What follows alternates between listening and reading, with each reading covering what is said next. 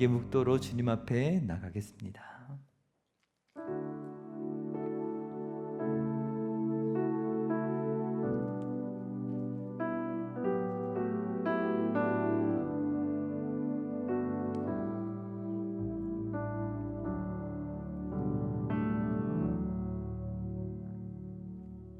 거룩하신 주님, 오늘도 주님의 그 존전에 우리가 나아갈 수 있다는 이 놀라운 사실이 우리를 얼마나 감격하게 하는지 오늘 고난주간을 지난 수요 예배 가운데 고백하게 됩니다. 오늘도 주의 영광 앞에서 기뻐 찬양하며 주의 말씀 앞에 은혜 받고 기도하는 거룩한 예배가 될 수 있도록 은혜 베풀어 주시옵소서. 예수 그리스도의 이름으로 감사하며 기도드립니다. 아멘. 전능하사 천지를 만드신 하나님 아버지를 내가 믿사오며 그 외아들 우리 주 예수 그리스도를 믿사오니 이는 성령으로 잉태하사 동정녀 마리아에게 나시고 본디오 빌라도에게 고난을 받으사 십자가에 못 박혀 죽으시고 장사한 지 사흘 만에 죽은 자 가운데서 다시 살아나시며 하늘에 오르사 전능하신 하나님 우편에 앉아 계시다가 저리로서 산자와 죽은 자를 심판하러 오시리라. 성령을 믿사오며 거룩한 공회와 성도가 서로 교통하는 것과 죄를 사하여 주시는 것과 몸이 다시 사는 것과 영원히 사는 것을 믿사옵나이다. 아멘. 186장 한 장 더 찬양하겠습니다.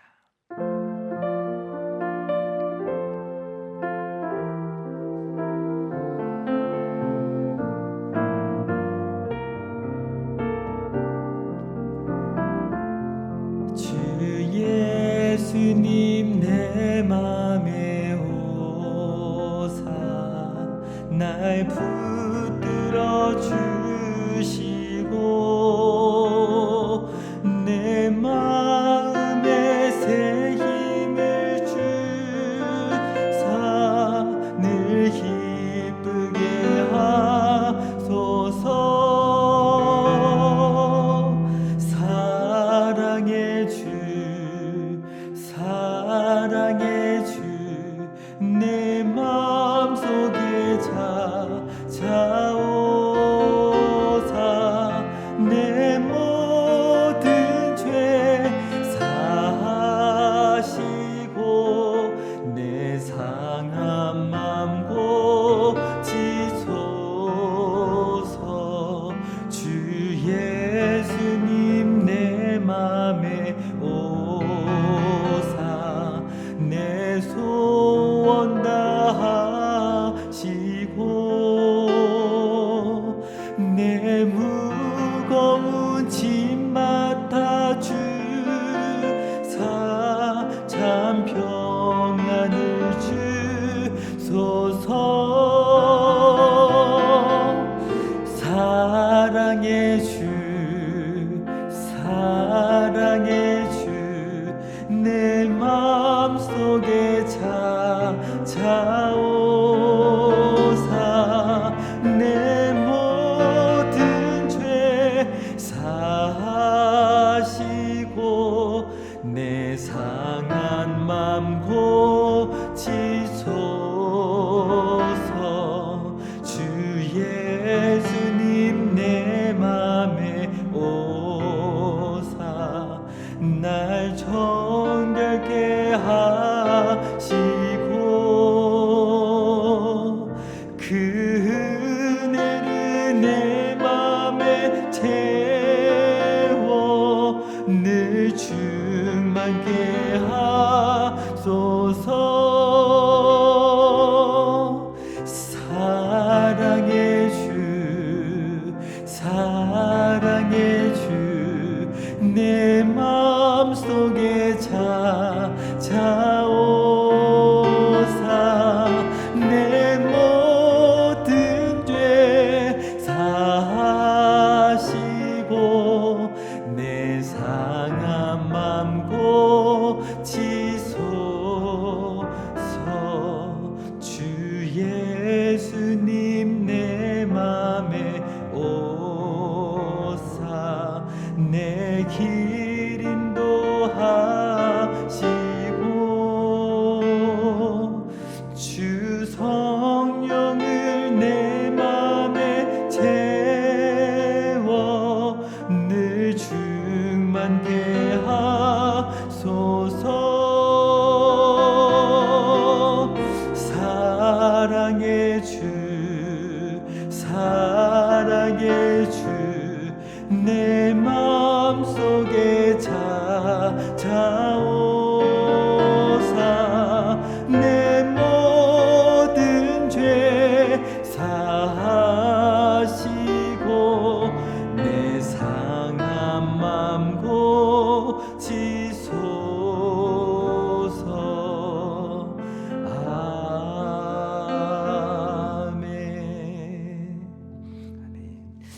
시편 51편 말씀 읽도록 하겠습니다. 시편 51편 10절부터 19절 말씀인데요. 함께 교독하여 읽도록 하겠습니다. 시편 51편 10절부터 19절까지 말씀입니다. 하나님이여, 내 속에 정한 마음을 창조하시고 내 안에 정직한 영을 새롭게 하소서.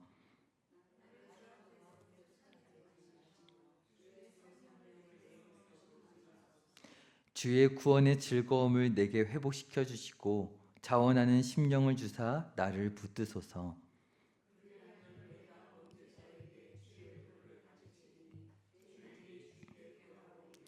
하나님이여, 나의 구원의 하나님이여, 피 흘린 죄에서 나를 건지소서.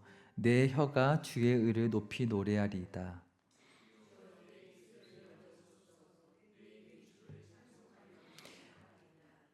주께서는 제사를 기뻐하지 아니하시나니 그렇지 아니하면 내가 드렸을 것이라. 주는 번제를 기뻐하지 아니하시나이다.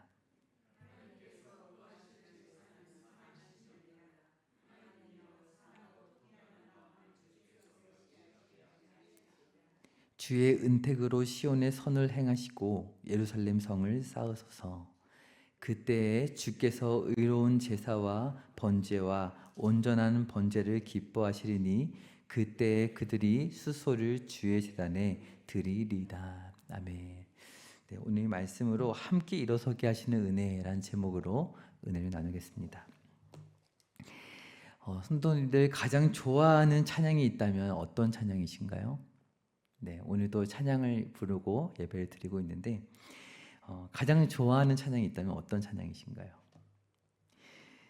그리고 가장 기억에 남는 찬양의 순간이 있다면 어떤 순간이 좀 떠오르시는지 한번 떠올려 보시겠어요? 가장 기억에 남는 찬양의 순간. 저는 여러 순간들이 떠오르는데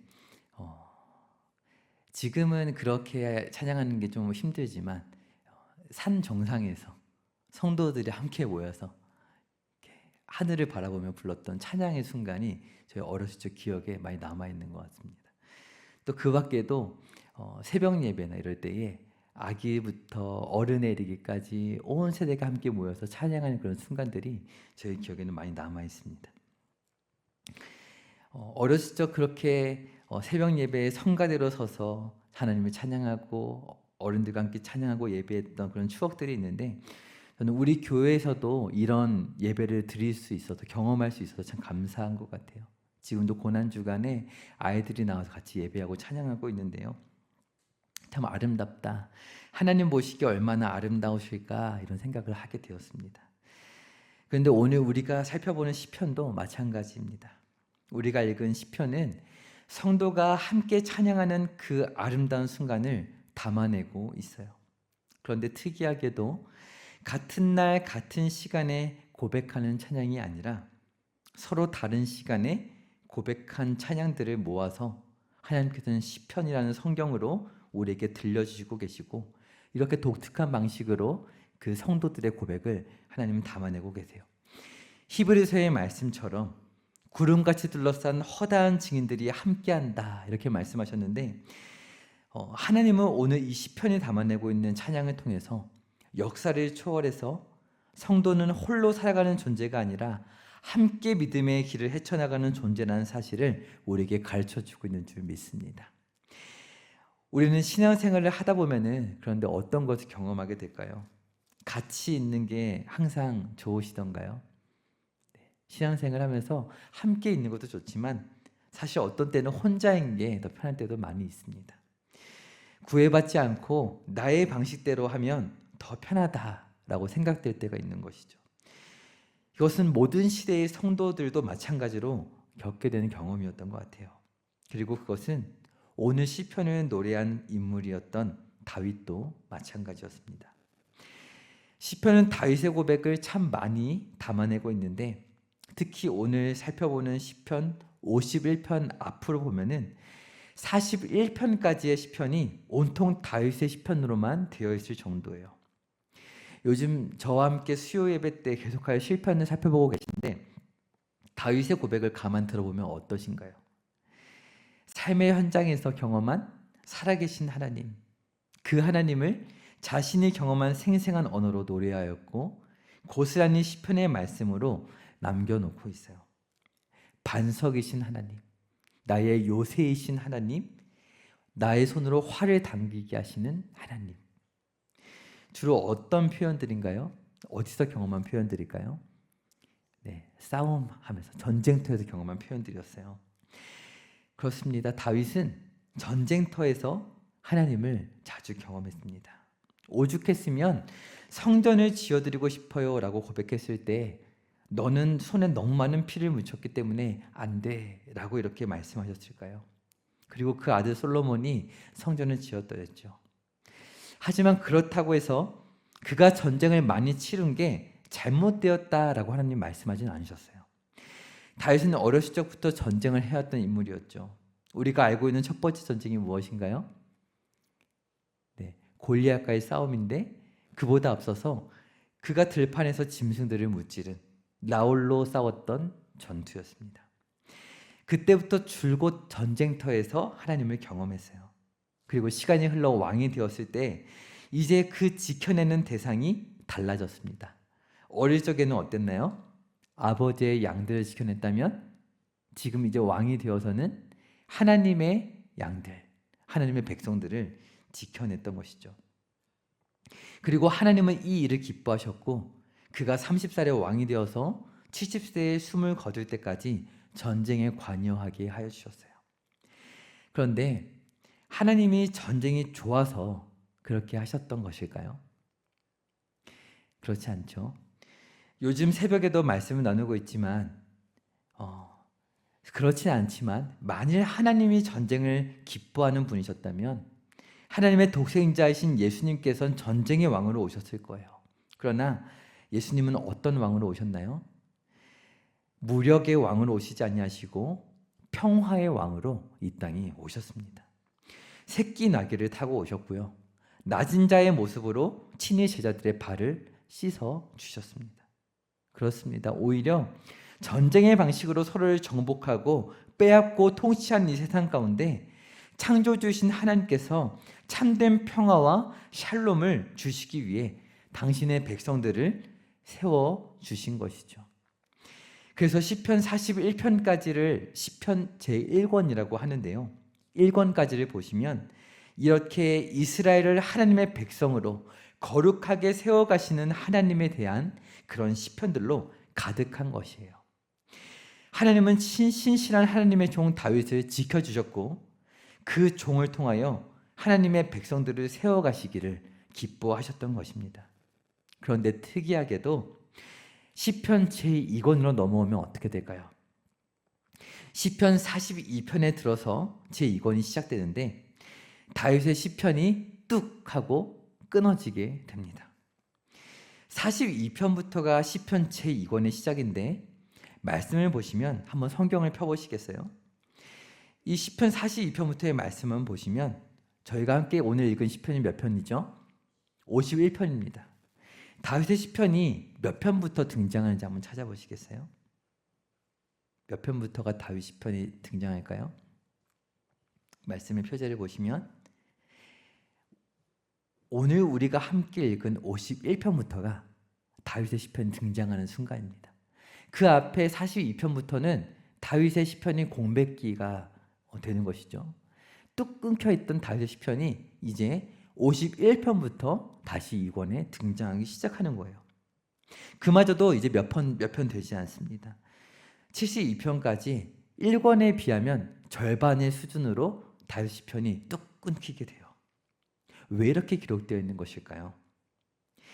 오늘 우리가 이 시편을 읽지 않았지만 1절의 말씀 같이 한번 읽어볼까요? 51편 1절의 말씀입니다. 우리 표절을 넘기시고 1절 말씀부터 한번 같이 읽어보도록 하겠습니다. 자, 준비되셨죠? 시작. 하나님이 주의 인자를 따라 내게 은혜를 베푸시며 주의 많은 긍휼을 따라 내 죄악을 지워주소서. 다윗이 이렇게 노래해요. 하나님이여 주의 인자를 따라 내게 은혜를 베풀어 주시옵소서. 주의 많은 긍휼을 따라 내 죄악을 지워주소서. 너무나 잘 아시는 것처럼 오늘 시편의 표제를 보시면 이렇게 기록되어 있습니다.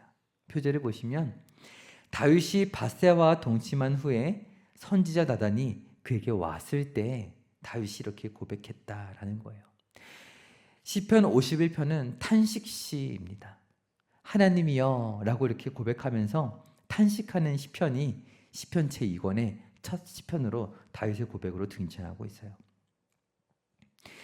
다윗이 하나님을 경험했던 자리, 저 하나님께서 다윗에게 소명을 주셨던 그 자리, 바로 전쟁터의 자리를 다윗이 떠났기 때문입니다.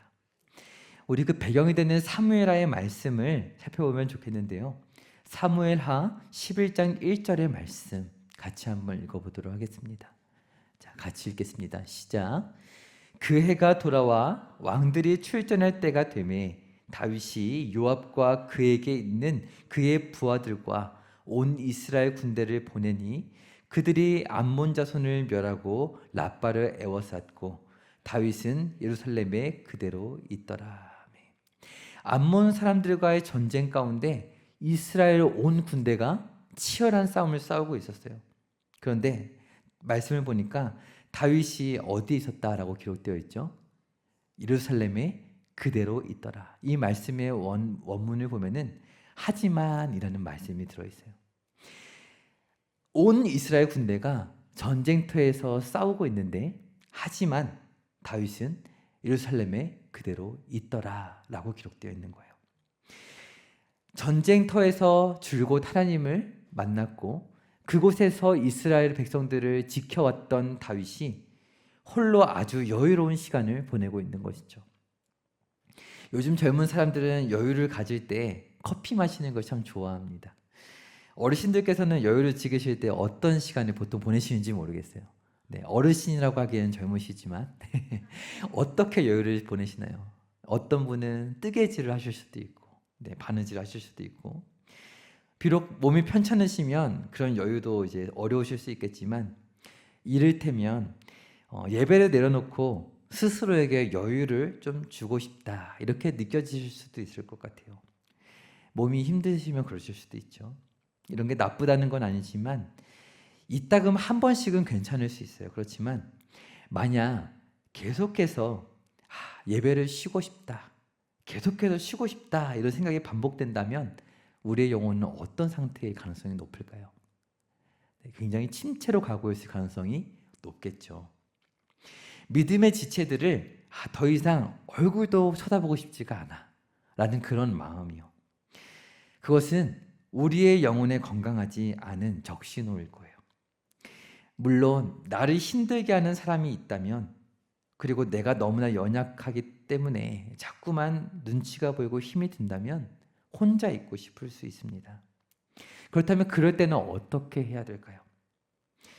이런 상황을 자주 겪게 되는 우리들에게 오늘 시편은 소중한 지혜를 가르쳐주고 있는데요.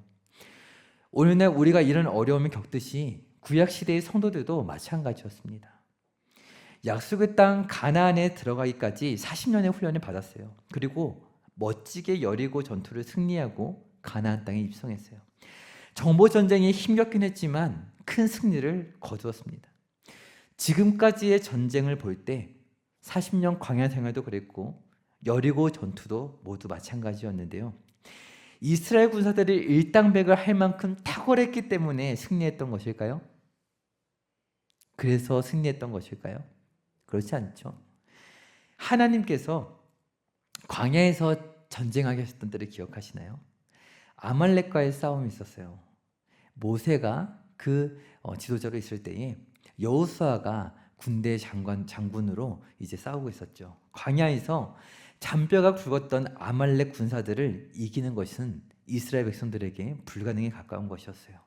하지만 모세의 기도하는 두 손을 아론과 훌이 한 명은 왼손을 들고 한 명은 모세의 오른손을 내려오지 않게 붙들어서 그 두 손이 하늘을 향하였을 때에 하나님은 이기게 하셨던 그 아말렉과의 전투 모두 기억하시죠? 여리고성의 전투도 또한 기억하실 거예요. 너무나 위험하고 미련한 방식으로 성을 뺑뺑 돌면서 하나님의 임재만을 바라보게 하셨던 그 전투였습니다. 그렇게 하셔서 하나님이 이기게 하셨어요. 탁월한 전투력을 가지고 승리한 전투는 단 한 번도 없었습니다. 모두 대신하여 싸우시는 만군의 여호와 하나님의 능력으로 이길 수 있었던 전투예요. 그렇다면 이제 앞으로 어떻게 해야 되는 것일까요? 하나님만 의지해야 하는 것이죠. 너무나 뻔한 일이었어요. 그러나 이스라엘 역사를 우리가 잘 살펴보면은 주변의 가나안 나라들, 이방 나라들을 보아하니 어떠했나요? 점점 삶의 지혜를 깨우치게 된 것이죠. 세속적인, 건강하지 않은 그런 삶의 지혜들이 깨우치게 된 거예요. 아, 너무 어리석고 무지하게 내가 살았구나. 저 아름답고 멋진 문화를 꽃피우는 이방 백성들처럼 우리도 한번 멋지게 살아보자. 이런 마음들이 구약의 성도들에겐 들었던 것이에요. 그렇게 왕을 달라 요청하게 되고 사무엘 선지자는 불경하다 생각했지만 하나님은 다 계획이 있으셨어요. 그렇게 첫 왕으로 사울이 세워지고, 그러나 사울 왕이 기록한 시편 단 한 편도 있을까요, 없을까요? 없습니다. 사울 왕의 시편은 없어요. 대신에 하나님은 이런 소중한 말씀들이 남게 하셨어요. 순종이 무엇보다 낫다고요? 제사보다 낫다. 외모로 사람을 취하지 않고 하나님은 무엇을 보신다고요? 중심을 보신다. 이런 정말 보석 같은 말씀들이 그 사울 왕의 역사 가운데 남게 하셨어요. 그리고 그런 중심을 가진 사람, 순종의 사람으로 왕이 세워지게 되니 누구일까요? 다윗 왕입니다. 하나님은 신실한 하나님의 종 다윗을 지켜주셨고 그 종을 통해 하나님의 백성 지키시기를 기뻐하셨어요. 양들은요, 목자가 바라보는 것들을 바라보게 됩니다. 그리고 그것까지만 바라볼 수 있어요. 그래서 그렇게 신실하게 하나님을 바라보고 찬양했던 다윗을 세우심으로 하나님을 더욱더 바라보게 해주셨던 거예요. 그래서 부활주의를 앞두고 지금 새벽 기도회로 모이고 있죠. 우리의 목자 대신 예수님이 바라보신 것들을 바라보라 라는 주제로 은혜를 나누고 있는 것입니다. 오늘 그렇게 주님과 함께 같은 것을 바라보고 계십니까? 아멘. 오늘 말씀도 마찬가지예요. 시편의 말씀은 이 시대의 모든 성도들이 동일하게 바라보았던 것, 우리의 눈을 열어서 참된 성도가 바라보아야만 하는 것을 바라보는 그 자리로 우리를 이끄십니다. 첫 번째로 화면 띄워주시면 같이 한번 읽어보겠습니다. 함께 읽겠습니다. 시작. 개인의 시선에서 공동체의 시선으로 바라보게 하신다라는 거예요. 다윗은요, 오늘 말씀을 보니까 이때까지 선한 목자 되신 하나님을 잘 바라보다가 이제 잘못 바라보기 시작하는 걸 보게 됩니다. 양은 어떻게 생활하나요? 잘 아시는 것처럼 무리지어서 풀을 뜯고요, 무리지어서 물을 마십니다. 목자가 이끄는 대로 따라가며 그렇게 무리 생활을 해요. 그런데 만약 양무리를 그 한 마리라도 이탈하게 되면 그 양의 운명은 어떻게 될까요? 죽은 목숨이 되겠죠. 목자를 바라보지 않는다면 그렇게 되는 것이죠. 그래서 오늘 시편 2권은요, 다윗의 시편으로 시작하지 않고 있는 거예요. 그보다 더 중요한 흐름이 시편 제2권에 등장하고 있습니다. 다윗 시편의 빈 곳을 메꾸는 중요한 두 사람이 등장하는데 한번 따라해 보실까요? 고라 그리고 아삽. 네, 이 두 사람의 공통점이 있습니다. 혹시 아시나요? 네, 그 외에도 솔로몬도 등장하긴 하는데 솔로몬과 다윗은 왕이었죠. 근데 고라와 아삽은 왕은 아니었어요. 어떤 사람들이었을까요? 네, 제사를 섬기는 그런 레위인이었습니다. 연주를 하기도 하고 노래를 하기도 하고 음식을 만들기도 하는 그런 레위인들이었어요. 계속하여 이제 시편을 살펴보면서 나눌 기회가 있겠지만 고라의 시편으로 이제 이 제2권을 시작합니다. 시편 44편이 좀 특이한데요. 시편에서 처음으로 우리라는 표현이 등장하는 탄식시가 됩니다. 한번 읽어볼까요? 44편 1절의 말씀인데요, 같이 읽어보도록 하겠습니다. 시작. 하나님이여, 주께서 우리 조상들의 날 곧 옛날에 행하신 일을 그들이 우리에게 일러주매 우리가 우리 귀로 들었나이다. 아멘. 왜 이렇게 고백하며 시작하냐면요, 이제 그 하나님의 행하신 일들을 바라볼 때에 우리에게 왜 이런 고난이 있습니까? 이런 고백을 하는데, 지금까지는 나의 고난, 나의 고백이었다면 이제는 처음으로 시편에 우리의 고난의 고백이 등장하고 있는 거예요. 그리고 43편의 말씀을 보시면 너무 유명한 구절이 나오죠. 고라의 고백인데요, 43편 5절 말씀 같이 읽어보겠습니다. 네, 시작. 내 영혼아, 내가 어찌하여 낙심하며 어찌하여 내 속에서 불안해하는가? 너는 하나님께 소망을 두라. 그가 나타나 도우심으로 말미암아 내 하나님을 여전히 찬송하리로다. 아멘. 내 영혼아, 어찌하여 낙심하며 불안해하는가? 그러면서 무엇에 소망을 두라 고백하나요? 너는 하나님께 소망을 두라. 그가 나타나 도우실 것이다. 그가 어디서 나타난다 노래할까요? 시편 43편 3절의 말씀을 같이 읽어보겠습니다. 3절 말씀입니다. 시작. 주의 빛과 주의 진리를 보내시어 나를 인도하시고 주의 거룩한 산과 주께서 계시는 곳에 이르게 하소서. 아멘. 주의 거룩한 산, 주께서 계시는 곳 어딜까요? 네, 지성소, 하나님의 성전이 있는 곳, 이곳에 모여서 주의 은혜를 경험할 수 있습니다. 그렇게 예배하길 원합니다. 고백하는 거예요. 하나님의 성, 지성소에 임재하시는 하나님 앞에 함께 모여 예배하는 공동체의 예배를 굉장히 강조하는 것이 이 고라조슨의 고백입니다. 처음으로 시편 44편에서 나에서 우리의 고백이 등장하고, 그 우리의 고백에는 고라와 아삽이 이권의 초반부를 이렇게 메꾸고 있어요. 그리고 나서 51편에서 누구의 시편이 등장한다고요? 다윗의 시편이 등장한다고요. 너무나 많이 살펴보았던 우리가 잘 아는 이 시편 51편이기에 이 시편의 맥락을 다루어 드리도록 하겠습니다. 시편 51편을 보시면 어떤 시편인가요? 다윗이 멋지게 하나님을 따르는 시편인가요? 그렇지 않죠. 그의 신앙이 병들게 된 것을 보여주는 시편이에요. 고라와 아삽의 고백 끝에 이 시편에 등장하는 것은 다윗을 정죄하기 위함이 아닙니다. 시편 51편의 등장은요, 하나님의 백성 공동체와 멀어진 개인의 신앙이 얼마나 건강하지 않을 수 있는지를 오늘 우리 성도들에게 보여주기 위함이에요. 모든 시대의 성도들은 함께 믿음의 길을 걸어가고 있음을 가르쳐주기 위함인 것이죠. 구름같이 허다한 증인들이 우리와 함께함을 기억하시길 바랍니다.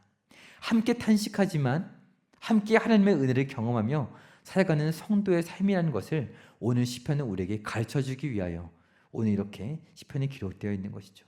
우리 좌우에 있는 성도들 한번 보실까요? 네, 앞뒤 좌우를 한번 보세요. 네, 몇 명 있진 않으시지만 너무나 귀한 믿음의 지체들입니다. 이 고난 주간에 함께 고난을 이겨내는 성도들이죠. 그리고 또 주변을 보면요, 진짜 고난을 겪는 성도분들이 계시더라고요. 네, 왜 안 나오셨어요? 하고 여쭤보면은 정말 고난이 너무 많습니다. 마음이 너무 어렵습니다. 이런 분들이 너무나 많이 계십니다. 그런 성도들을 돌아보시면서 우리가 함께 그 고난에 하나님의 목자 되심을 경험하는 믿음의 증인입니다. 이렇게 위로해 주시기를 주님의 이름으로 축복합니다. 두 번째로 우리가 함께 일어서게 하실 때에 어떠한 것이 중요할까? 함께 읽어보겠습니다. 시작. 함께 예배하는 가운데 회복하게 하신다라는 것입니다. 다윗의 범죄에 앞서서 그 다윗의 범죄가 이루어졌던 그 예루살렘을 하나님은 바라보시면서 시편을 기록하게 하실 때에 함께 아름다운 하모니가 울려 퍼지게 하셨어요. 그것은 예배의 하모니인데, 아삽의 시편 한번 보실까요? 아삽의 시편은 딱 한 편 등장합니다. 이권에서는요. 1절의 말씀, 50편 1절의 말씀, 아삽의 고백을 한번 읽어보도록 하겠습니다. 시작. 전능하시니 여호와 하나님께서 말씀하사 해 돋는 데서부터 지는 데까지 세상을 부르셨도다. 2절도 읽겠습니다. 시작. 온전히 아름다운 시온에서 하나님이 빛을 비추셨도다. 아멘. 아삽도 레위인이었기 때문에 성전에서 예배를 섬겼습니다. 그래서 이 성전에서의 예배가 참 중요하다는 것을 누구보다 고백하고 있어요. 고라와 마찬가지예요. 그런데 방금 읽은 1절과 2절을 보시면 어떠신가요? 해 돋는 데서부터 지는 데까지 세상을 하나님이 부르셨다라고 이렇게 고백해요. 2절을 보니까 온전히 아름다운 시온에서 하나님이 빛을 비추셨다라는 거예요. 빛이 어디를 향하고 있습니까? 세상을 향하고 있어요. 그러면서 이 시편 50편을 보면은요, 삶에서의 예배를 노래하고 있어요. 공적인 예배에서 시작하여 이제 아삽에 이르러서 어떻게 되나요? 일상의 고백으로 이어지고 있는 거예요. 이것이 성도의 예배라는 것이죠. 고라와 아삽의 예배에 대한 이 아름다운 시편들이 화음을 이루면서 다윗의 고백에 앞서 이루어지고 있는 거예요. 다윗은 예루살렘에서 나 홀로 여유를 만끽하고 있었지만 고라와 아삽은 무엇을 노래한다고요? 공동체의 예배는 삶으로 이어져야 한다는 것을 앞에서 노래하고 있는 거예요. 성전에서의 예배와 삶의 예배가 모두 중요하다는 것이죠. 성전에서의 예배, 하나님과의 만남이 없다면 삶에서의 뻗어나아가는 성도의 영광은 있을 수 없다는 거예요. 아삽의 고백을 계속해서 살펴볼 텐데요. 8절의 말씀 한번 읽어볼까요? 50편 8절입니다. 시작. 나는 내 재물 때문에 너를 책망하지는 아니하리니 내 번제가 항상 내 앞에 있음이로다.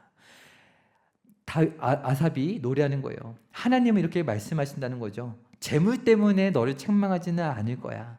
너의 번제는 항상 내 앞에 있기 때문이지. 이렇게 노래하신다는 거예요. 잘못한 거 없습니다. 예배를 잘 드렸어요. 다윗 왕도 마찬가지죠. 얼마나 화려한 제사를 드렸겠어요. 얼마나 흠없는 제물을 드렸겠어요. 그런데 17절부터 18절 한번 보실까요? 50편 17절로 읽겠습니다. 시작.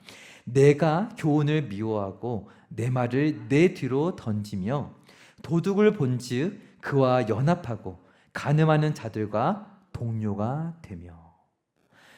성도의 삶이라고 할 수는 없는 그러한 죄악된 삶이 그에게 있는 것이다 라고 노래하고 있어요.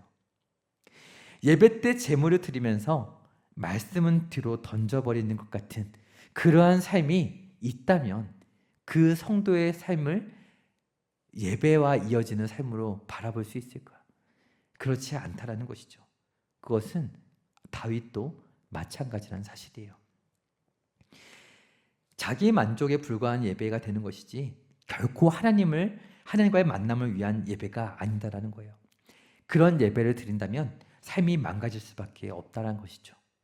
임재 안에 주의 말씀을 받았고 은혜를 입었다면 우리는 어떻게 해야 될까요?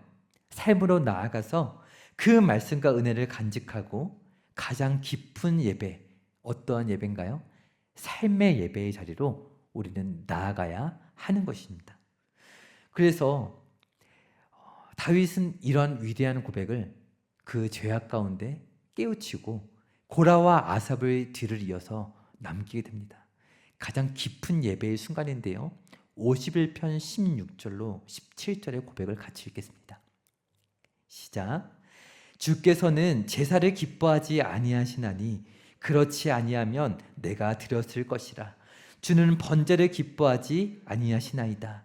하나님께서 구하시는 제사는 상한 심령이라. 하나님이여 상하고 통회하는 마음을 주께서 멸시하지 아니하시리이다. 아멘.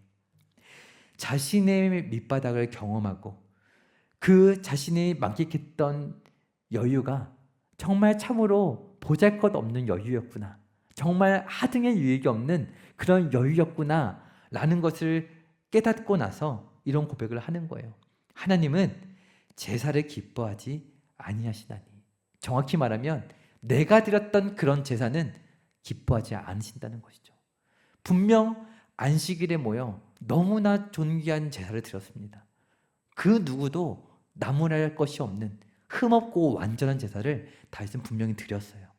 그런데 그 제사는 돌아보니까 엉망이었다는 것이죠. 왜냐하면 자신의 삶을 살면서 그 제사를 떠올린 적도 없고 기억하지도 않았던 것을 고백하게 되는 거예요. 이것은 우리의 고백이 됩니다. 상하고 통회하는 자로서 삶 속에서 깊이 하나님을 만났던 그 고백이 우리 가운데 있어야 그것이 정말 하나님이 기뻐하시는 고백이 되는 것이고, 우리 개인의 신앙으로 그치지 아니하고 우리가 함께 아픔을 나누며 은혜를 나누는 공동체로 세워져 갈 수 있도록 그런 예배가 될 수 있다는 사실입니다. 그래서 다윗이 이렇게 고백하죠. 51편 10절의 말씀도 같이 한번 읽어볼까요? 10절 말씀 같이 읽겠습니다. 시작. 하나님이여 내 속에 정한 마음을 창조하시고 내 안에 정직한 영을 새롭게 하소서. 네, 다윗이 고백해요. 내 속에 정한 마음을 창조하여 주시옵소서. 정직한 영을 새롭게 하여 주시옵소서. 자신이 드렸던 제사가 내가 귀한 제물을 드려서 하나님 기뻐하신다라고 착각하였는데 삶을 살아보니까 어떤가요? 내가 이뤄낼 수 있는 성도로서의 능력은 하나도 없는 거예요. 내가 드렸던 제사, 제물마저도 하나님께서 받아주시지 않는다면 아무런 것도 아닌 것이죠. 아삽의 고백처럼 하나님께서 말씀하세요. 온 천지 만물에 있는 것이 다 내 것인데 너가 제사를 드린 것이 무엇이 귀하겠느냐? 나는 그런 존재가 아니다. 이방 제사와 똑같은 제사를 나에게 드리지 않았으면 좋겠다. 그렇게 하나님 말씀하시는 것이거든요. 그래서 다윗은 깨닫는 거예요. 이제 제 마음에 그 사소한 정직한 생각 하나도 하나님이 창조해 주셔야만 하는 것을 이제 제가 깨닫습니다. 11절과 12절도 같이 계속하여 읽어보겠습니다. 11절입니다. 시작. 나를 주 앞에서 쫓아내지 마시며 주의 성령을 내게서 거두지 마소서. 이렇게 하나님이 쫓아내지 않으셔야만 저는 성령님과 함께 나아갈 수 있습니다. 그리고 또 12절도 읽겠습니다. 시작. 주의 구원의 즐거움을 내게 회복시켜 주시고 자원하는 심령을 주사 나를 붙드소서. 아멘. 자원하는 심령이라고 고백해요. 자유로운 마음으로 나아가는 신앙생활은 내가 선택하는 것이라고 생각되지 않으시나요? 근데 그 마음마저도 나에게 주셔서 나를 붙들어 주시옵소서라고 고백하는 거예요. 구원의 즐거움도 내가 느끼는 것인데 그것도 성령으로 말미암아 나에게 주시옵소서라고 고백하는 거예요. 깨어진 다윗을 통해 하나님의 영광이 빛나는 것이 보이십니까? 비록 다윗이 죄악 가운데 이런 고백을 들었지만 아담도 마찬가지였죠. 무너진 아담을 통해 하나님의 영광은 더 찬란하게 빛났었어요. 죄가 더한 곳에 은혜가 더한다는 그 바울의 고백이 바로 이런 고백이 되는 것이죠. 그러나 반드시 죄악으로 무너져야만 할 필요는 없습니다. 그것을 위해 오늘 우리가 말씀을 나누는 것입니다. 겸손하고 낮아지는 것이 꼭 죄로 낮아지는 것이 필요는 없기 때문입니다. 고난의 자리일 필요도 없어요. 예수님께서 우리의 모든 죄를 담당해 주셨고 친히 고난을 당하셨습니다. 이제 우리는 거듭남의 은혜를 날마다 간구해야 해요. 하나님의 은혜가 없어 절규하며 살아가는 세상 사람들의 틈에서 비참함을 겪고 살아가는 세상 가운데 그것을 똑바로 바라보며 예수님의 그 고난당하심을 깊이 묵상하면서 거듭난 존재로서 하나님의 영광을 비추며 살아가야 하는 것이죠. 거듭났음에도 불구하고 세상 욕심에 사로잡히게 된다면 얼마나 공허해지는가, 오늘 이 다윗의 시편을 통해서 우리는 깨달아야 하는 것입니다. 오늘도 새롭게 하시는 은혜가 우리에게 부어지지 않는다면 우리는 나의 신앙으로 고립되게 만드는 그 사탄의 무너지게 만드는 것을 경험하게 되고, 거짓된 예배로 하나님을 바라보는 것이 아니라 나의 삶을 그렇게 죄악으로 물들이는 사탄을 경험하게 될 거라는 거예요. 그를 우리는 이겨낼 수 없는 것이죠. 그래서 마지막으로 다윗의 고백을 읽고 마칠 텐데요. 51편 7절의 말씀입니다. 우리 함께 읽어보겠습니다. 51편 7절입니다. 시작. 우슬초로 나를 정결하게 하소서. 내가 정하리이다. 나의 죄를 씻어주소서. 내가 눈보다 희리이다. 아멘. 우슬초로 정결하게 하시는 하나님, 어디서 나오는 말씀이죠? 네, 제사를 지킬 때에 그 어린 양의 피를 묻혀서 뿌리는 우슬초입니다.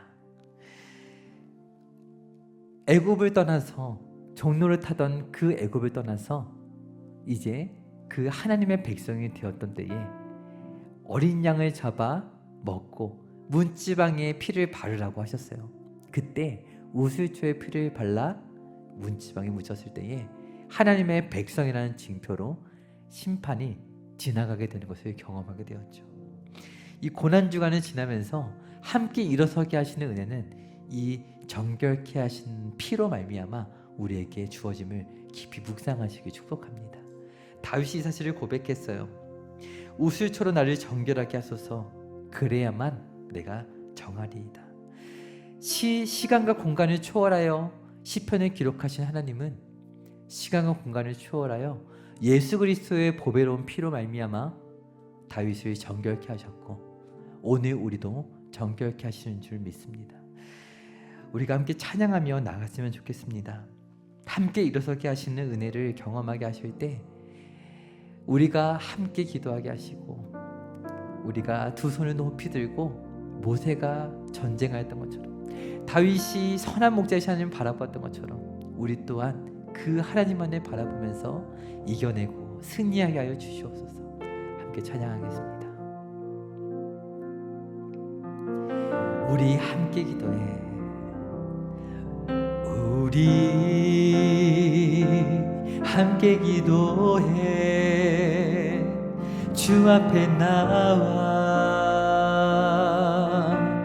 무릎 꿇고 그 베푸시는 주 하늘을 향해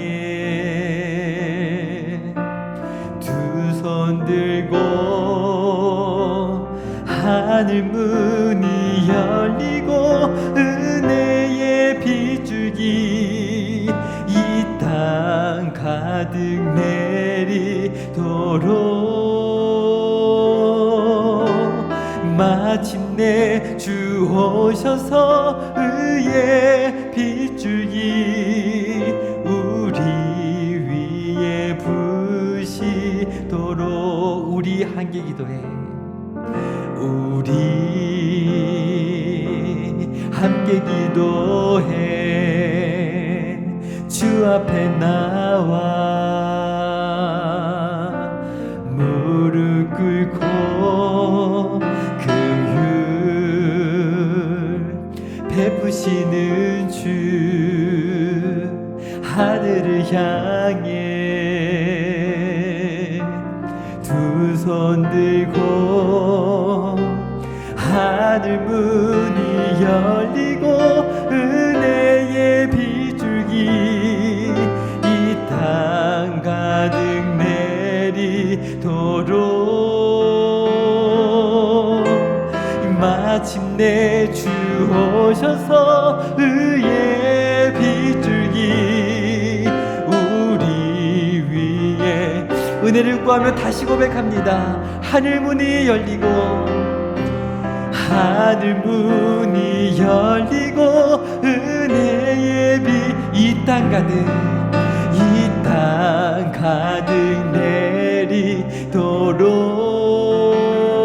내리도록 마침내 주 오셔서 의의 빗줄기 우리 위에 부시도록. 아멘. 주님, 비록 다윗이 하나님 앞에 예배를 드리며 잠시 그의 삶에 하나님을 잊었지만 그러나 그가 넘어졌을 때 나단 선지자 앞에 회개하며 고백하였던 것처럼 오늘 우리 안에 선한 마음을 창조하시는 분, 여전히 우리가 예배할 수 있도록 우리의 두 손을 붙드시고 우리의 마음을 붙드시는 분, 우리의 삶의 밭을 기경하시는 분, 그분은 사람이 아니라 우리의 선한 목자 되신 하나님이신 줄 믿습니다. 오늘 우리가 예배할 수 있는 이유는 우슬처럼 우리를 정결케 하사 우리로 하나님 앞에 거룩한 백성 되게 하신 하나님의 은혜, 예수 그리스도의 보배로운 피로 말미암은 줄 믿사오니 오늘 시간과 공간을 초월하여 십자가의 예수 그리스도 앞에 나아가 우리를 정결하게 하시는 은혜 앞에 우리가 다시 한번 나가기 원합니다. 날마다 겸손히 그 은혜를 고백하며 묵상하며 바라보는 우리가 될 수 있도록 은혜를 베풀어 달라고 주여 함께 부르짖고 기도하며 나가겠습니다. 주여, 하나님, 오늘 주의 은혜를 경험하기 원하며 오늘도 여전히 하나님 앞에 나아가 그 주의 눈을 바라보는 것이 오늘도 우리가 바라보길 원하고, 주님께서 나아가시는 곳에서 우리가 은혜 입기를 원하며, 주님 그 말씀에 순종하신 그 주님의 발걸음처럼 오늘 우리 또한 순종하기를 원합니다. 주님, 다윗이 아름답게 멋있게 시사드렸더라도 그의 삶 가운데 그 삶의 제사가 없었을 때에 그가 말씀에 순종하지 아니하며 그가 자신의 능력과 의지를 의존하였을 때에 하나님 넘어졌던 것처럼 우리도 마찬가지로 주님을 의지하지 않았을 때에 넘어질 수밖에 없음을 고백합니다. 개인의 신앙으로 또한 우리가 정말 하나님이 삶으로 예배하게 하신 그 은혜를 우리가 망각할 때에 우린 넘어질 수밖에 없음을 고백합니다. 주님, 다윗과 같이 범죄하였을 때에 우리가 깨닫지 않기를 원합니다. 주님, 오늘 이 말씀을 묵상하게 하셨을 때에 우리가 개인의 신앙으로 우리의 개인의 그 주일의 고백으로만 그친 우리의 삶에 정말 윤리적으로 무너지고 우리의 마음 가운데 최악에 무뎌진 그러한 고백이 아니라 정말 우리가 깨어서 하나님 앞에 하루하루 우리의 마음의 생각들을 주님을 의지하며 나아갈 때에 우리가 정말 거룩한 백성으로 살아갈 수 있음을 믿사오니 우리가 겸손하게 하시고 주님 바라보신 것을 바라보게 하시고 오직 십자가 앞에 나아가 주의 은혜를 바라보며 우리의 마음이 한없이 낮아질 수 있는 거룩한 주의 백성 될 수 있도록 은혜 베풀어 주시옵소서. 그렇게 우리가 오늘도 이번 한 주도 고난주간을 은혜 가운데 지날 수 있도록 우리 이끌어 주시옵소서. 거룩하신 하나님 은혜를 감사합니다. 고난주간을 지나면서 우리가 어떤 고난을 당해야 하는가? 주님, 오늘 우리가 어떤 죄악 가운데 신음하는 것이 아니라 이 땅을 살아가며 그 죄와 싸우고 연약한 지체들을 일으켜 세워야만 하는 이 아픈 현실이 우리에게 고난인 줄 압니다.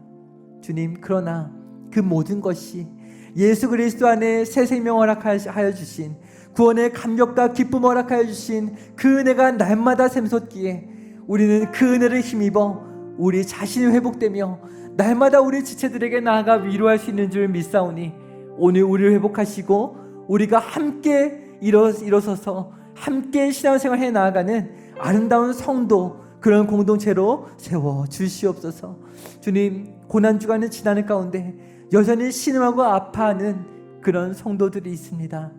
주님, 육신의 아픔으로, 주님 정말 그 관계의 무너짐으로 우리 마음의 상처로 신음하는 자들, 주님 그런 성도들을 찾아가 주시고 주님 그들에게 우리가 손을 뻗을 수 있게 하여 주시며 주님 정말 사랑의 메시지로 우리를 찾아오셨던 성령님을 경험하듯이 우리도 그들에게 나아가 주님의 그 따뜻한 음성처럼 사랑의 위로를 전해줄 수 있도록 이끌어 주시옵소서.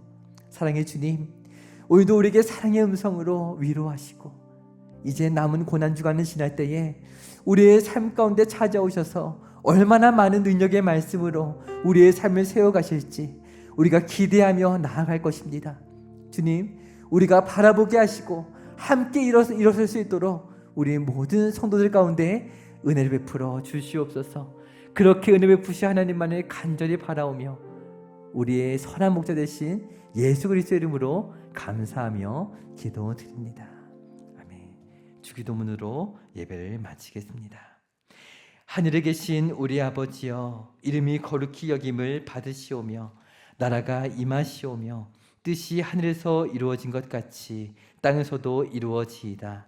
오늘 우리에게 일용할 양식을 주시옵고 우리가 우리에게 죄 지은 자를 사하여 준 것 같이 우리 죄를 사하여 주시옵고 우리를 시험에 들게 하지 마시옵고 다만 악에서 구하시옵소서.